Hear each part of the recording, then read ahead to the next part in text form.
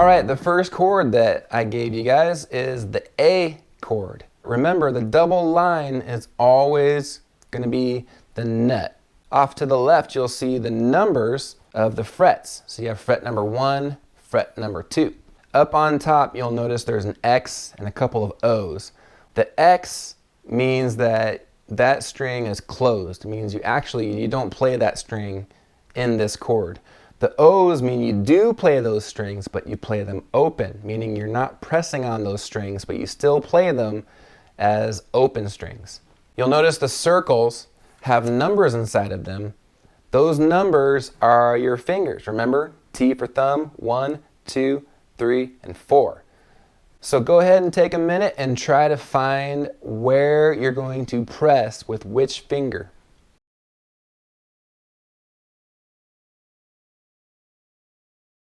You'll notice that these are all at an angle because when you play the A chord, you got to cram 3 fingers in a really small space. It's not really possible to put them all up close to the fret. Normally, when you play a chord, you want to press on the string as close as you can to the fret without going over it. You want to be right behind it. If you go on top of it, it won't sound very good. The idea is that you're trying to bend the string over the fret. So when we say you're playing it on the 2nd fret, you're actually not on the 2nd fret. You're bending the string on the 2nd fret.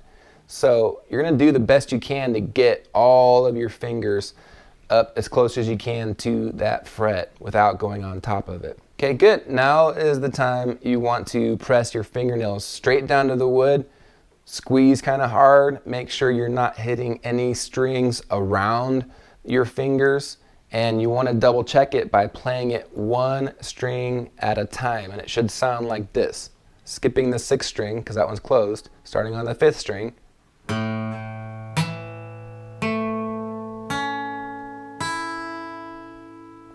You'll notice how every string keeps ringing as I go on to the next one. Now if you get a string that sounds like, there's 3 common reasons why it makes that sound.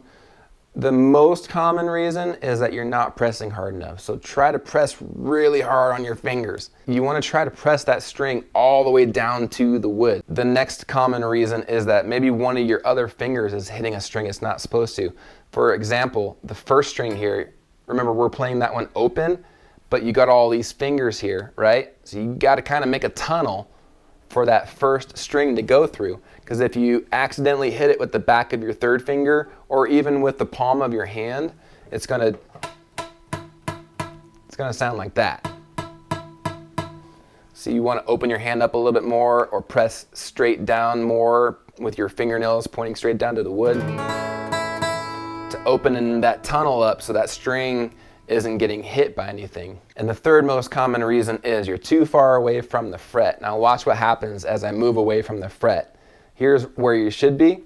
I'm playing on the 1st string. Now watch what happens as I move away.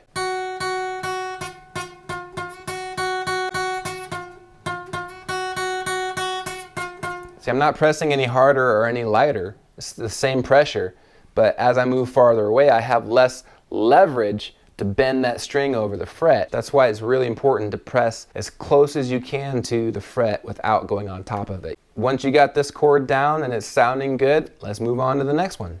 The 2nd chord I gave you guys is the E chord. So you should have the E chord chart there in front of you. There again, you'll see the fret numbers, the double line is the nut, and now we don't see any X's, we see 3 O's. That means you're going to play every string.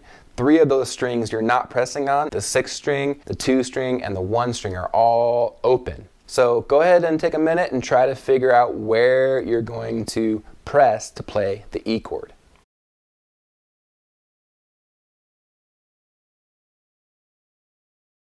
So you should have your 1st finger on the 3rd string, 1st fret. 2nd finger is up here on the 5th string, 2nd fret. And 3rd finger is right behind it on the 4th string, 2nd fret. And once again, we'll check it by plucking it 1 string at a time, starting from the top down, 6th string down to the 1st string.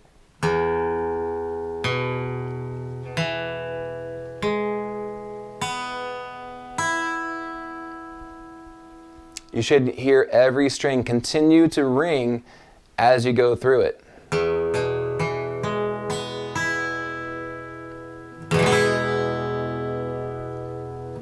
So now if you look below the chord, you'll see some boxes with some slashes in them and some letters above them and numbers and stuff. Those are our chord progressions, and that's what we're going to be practicing together as we go through these chords. Those boxes are measures. You remember what measures are. We've been talking about those through music class. A measure is like the building block of music. They're kind of like Legos. You put enough Legos together, boom, Millennium Falcon. When you put enough measures together, boom, you got a song. Each of these measures has slashes inside of them. Those slashes are the beats in the measure. You'll notice there's 4 slashes or 4 beats in each of these measures. You'll also notice the numbers right above the chords as well. So when we play these, I want you to count out loud. And it's important to count out loud because it keeps our brain occupied and focused on what we're doing. And so we're learning to pay attention to what beat we're playing on. So let's start with this chord progression. You'll see right above the first one, it starts with what chord? It's the A chord. And that's on the first beat of that first measure. And then we're going to play the A chord for 2 measures. And then we're going to move on to the E chord for 2 measures. And then we're going to go back to the A chord for 2 measures. And then the E chord for 2 measures. And we'll just keep going until we're done. So we're going to start off with our metronome on a really slow setting at 42. Don't forget to count out loud and follow the bouncing red pen.